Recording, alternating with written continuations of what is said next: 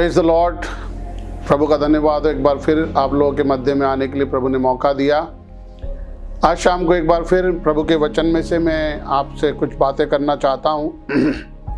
पिछली बार जब मैंने आपसे बात की थी, मैंने कहा था हमारे अंदर एक योद्धा है, हमारे अंदर एक सामर्थ्य है, शक्ति है। हमें अपने अंदर अपने आप को देखने की ज़रूरत है। और आज मैं आपको एक और बात इसी सब्जेक्ट में आगे लेके जाना चाहता हूँ। दूसरा तिमोथी उसका दूसरा अध्याय और उसके 3 और 4 वचन को मैं आपके लिए पढ़ना चाहता हूँ, जहाँ यूँ लिखा है, मसीह यीशु के अच्छे योद्धा के समान मेरे संग दुख उठा।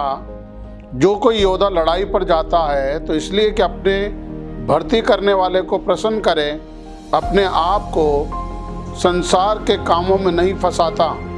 फिर अखाड़े में लड़ने वाला यदि विधि के अनुसार न लड़े तो मुकुट नहीं पाता।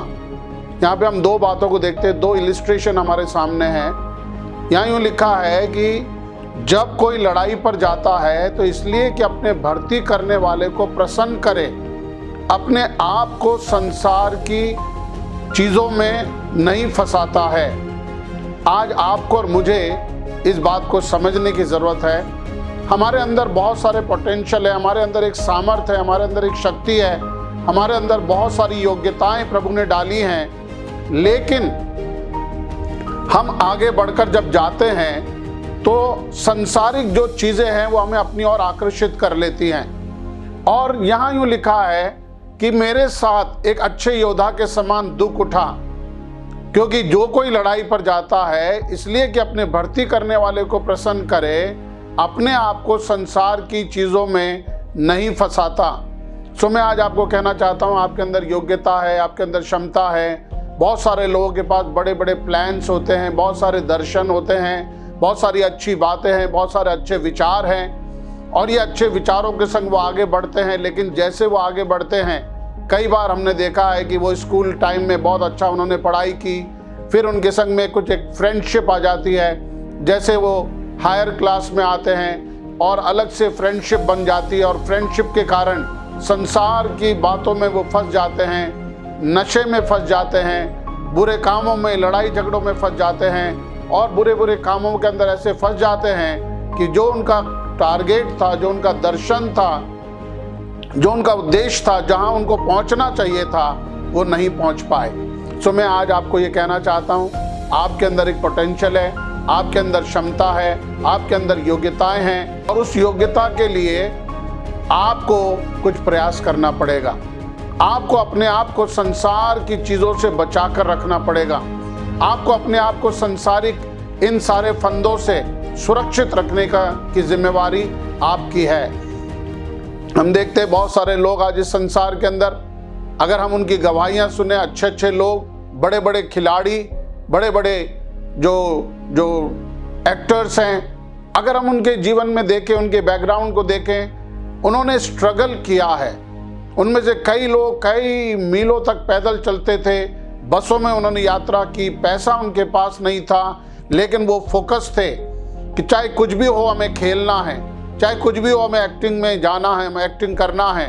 और कुछ भी ना होते हुए भी उन्होंने अपने अंदर जो योग्यता, जो क्षमता थी, उस पर उन्होंने अपने ध्यान को केंद्रित रखा, हर एक बुराई से अपने आप को बचाए रखा, हर एक प्रकार के नशे से, हर बुरे काम करने से अपने आप को बचाया उन्होंने, और इस कारण वो ऊंचाइयों पर पहुंचकर उस स्थान पर आपको उत्साहित करना चाहता हूं। 2 बातें आपको बोलना चाहता हूं।